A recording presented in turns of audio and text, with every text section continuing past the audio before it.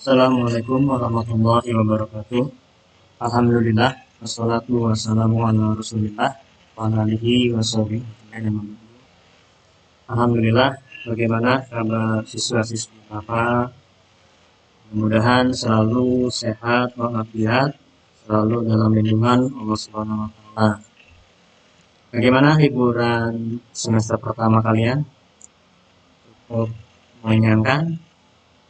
Pastinya lebih dari kenyang ya, karena liburan panjang dengan masa COVID ya, pandemi saat ini.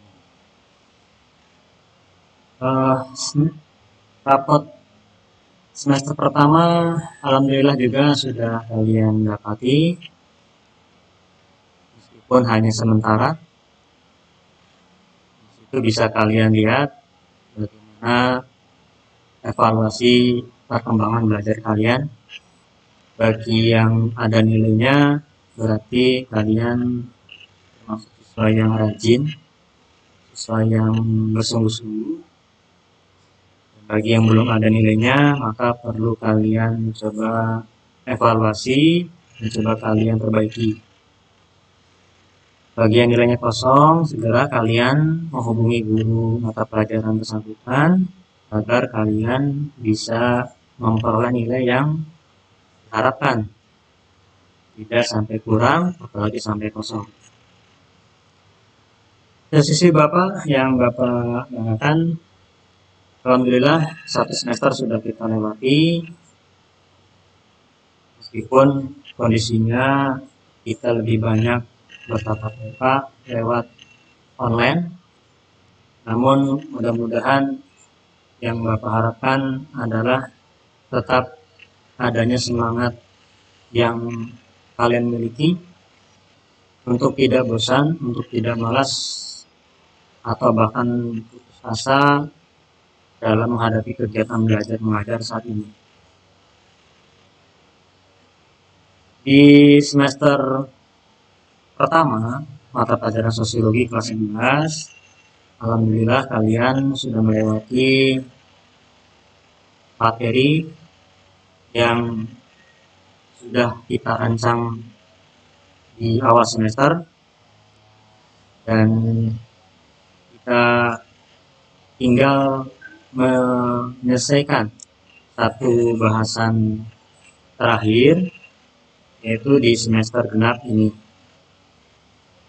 Masih ingat? Mudah-mudahan kalian terhadap materi yang sudah kita pelajari di semester pertama, Bapak berharap kalian tidak melupakan begitu saja materi yang sudah kalian pelajari, tapi kalian justru banyak menelaah, banyak membaca, banyak menggali informasi yang mungkin baru sedikit yang kalian dapati.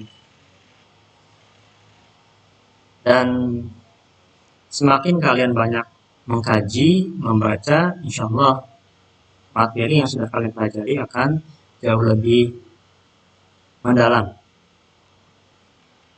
Dan nanti di semester kedua ini kita akan mencoba melengkapi satu rangkaian pembelajaran sosiologi selama satu tahun ini ya, dengan menutup materi di semester kedua ini. Masih ingat ya materi di semester pertama tentang sosiologi? Yang pertama kita sudah belajar tentang kelompok sosial. Yang kedua kita juga sudah belajar mengenai permasalahan sosial. Yang ketiga yaitu tentang prinsip kesetaraan untuk mewujudkan prinsip perbedaan. Nah, itu adalah materi di semester pertama. Di semester kedua ini kita hanya membahas satu bahasan saja, karena kita di masa pandemi ini mendapat semacam keringanan dari pemerintah pusat ya, dari Kemendikbud, bahwa ada penyederhanaan kompetensi dasar yang kita pelajari. Jadi untuk kelas 11 ini ada 4 KD, 3 KD sudah kita pelajari di semester pertama, 1 KD itu ada di semester kedua. Maka di semester 2 ini kalian hanya membahas, kita semua akan membahas 1 KD saja, yaitu KD yang akan kita nanti pelajari. Mudah-mudahan kalian tetap semangat, tidak bosan. Untuk semester 2 ini, Bapak akan mengawali bahasan pertama mengenai apa yang kita akan bahas, yaitu di bab 4. Nanti Bapak akan bahas melalui video ini setiap temanya, ya, setiap sub-sub KD-nya. Untuk mengawali, Bapak akan mulai video pembelajaran ini dengan melihat apa pembahasan materi di semester kedua ini.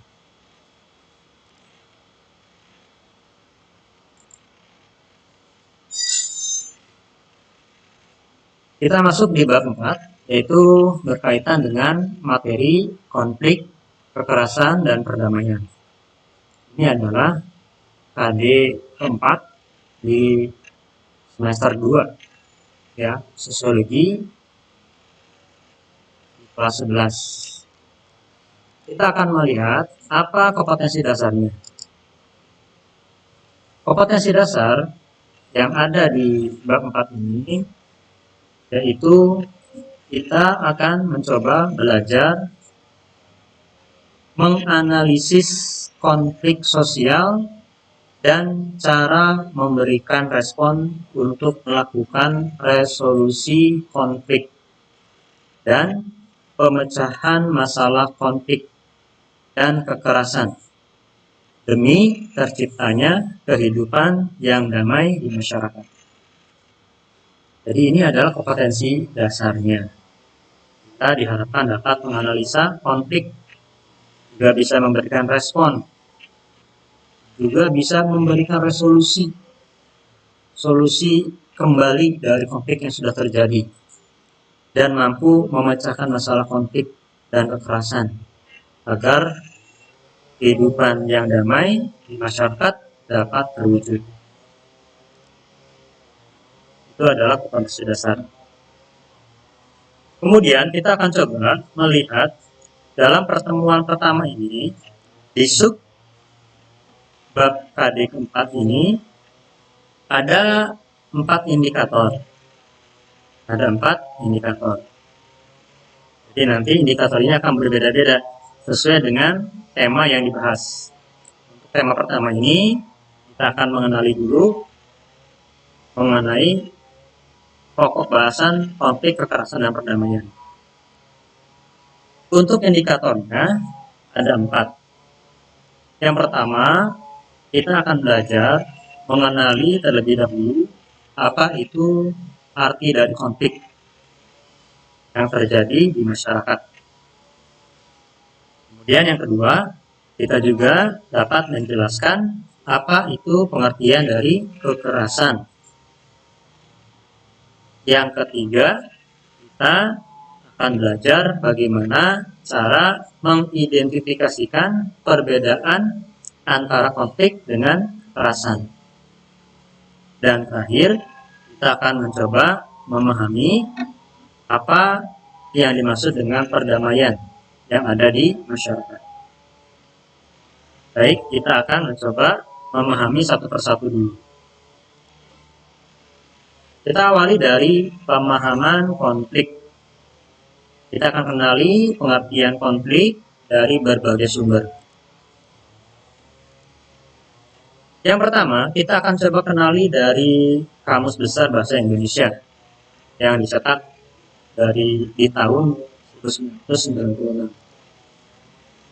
Dalam Kamus Besar Bahasa Indonesia, arti konflik adalah percekcokan, perselisihan, atau pertentangan.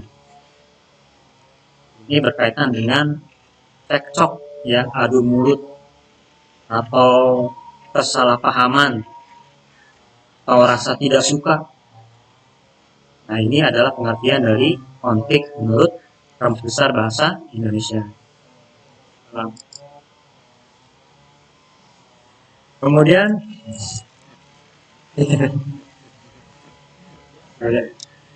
Kemudian yang kedua, pendapat tokoh dari Giling and Giling, ya.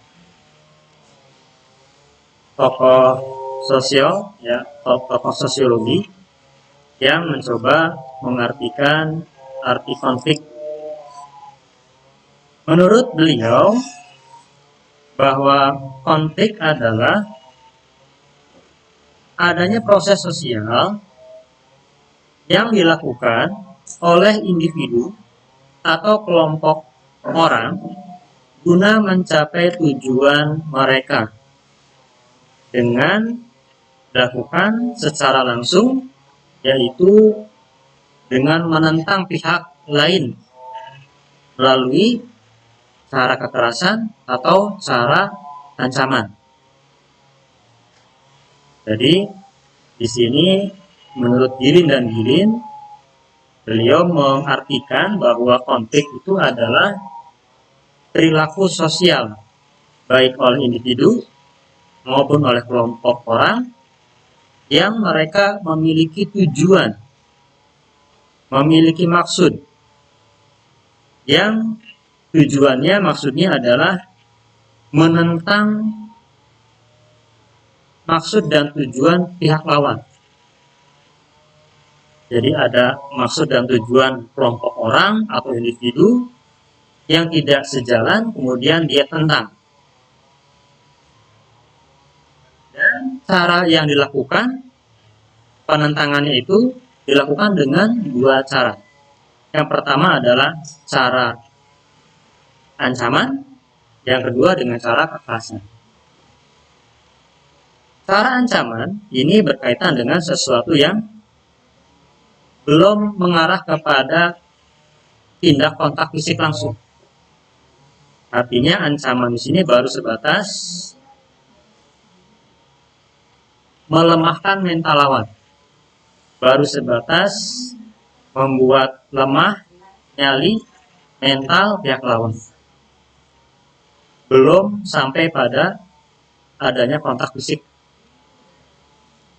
Seperti misalkan adanya ancaman, intimidasi, ya, kemudian SMS ya tanpa nomor yang berisikan ancaman, itu adalah dengan cara ancaman. Sedangkan cara kekerasan ini berkaitan dengan adanya kontak fisik, adanya baku hantam, adanya hal-hal yang membuat lawannya luka. Nah, ini yang dimaksud dengan konflik menurut Giling dan Giling. Kemudian yang kedua, menurut pendapat tokoh, ini diambil dari pendapatnya Robert M.J. Lawang. Beliau mengartikan konflik adalah perjuangan memperoleh status nilai atau kekuasaan, di mana tujuan mereka yang berkonflik tidak hanya mencari keuntungan, tidak hanya memperoleh kedudukan, kekuasaan semata, tapi juga mereka memiliki tujuan lain, yaitu menundukkan para pesaingnya. Ini pendapat M.J. Lawang. Yang dimaksud dengan konflik adalah berkaitan dengan perebutan kekuasaan. Mereka berlomba mencari jabatan, mencari kursi kekuasaan, dan selain kursi kekuasaan yang mereka tuju, yang mereka ingin raih, juga mereka punya maksud agar semua kompetitornya, semua teman-teman yang bersaingnya, atau mereka yang berlomba meraih kekuasaan tersebut, mereka harus tunduk dan patuh. Ini menurut Robert M.J. Lawang. Yang terakhir, menurut pendapat tokoh, ini diambil dari pendapat Aryono Suyono. Menurut beliau, konflik adalah proses atau keadaan di mana kedua belah pihak berusaha menggagalkan tercapainya tujuan masing-masing, disebabkan adanya perbedaan pendapat, nilai-nilai, atau tuntutan dari masing-masing pihak. Jadi, kalau kita pahami pendapat dari Aryono Suyono ini, beliau mengartikan bahwa konflik itu adalah suatu pertentangan antar pihak-pihak yang berlomba, yang berjuang mencapai satu tujuan. Ya, jadi ada beberapa orang atau beberapa kelompok yang mereka sama-sama berlomba, bersaing mencapai satu tujuan.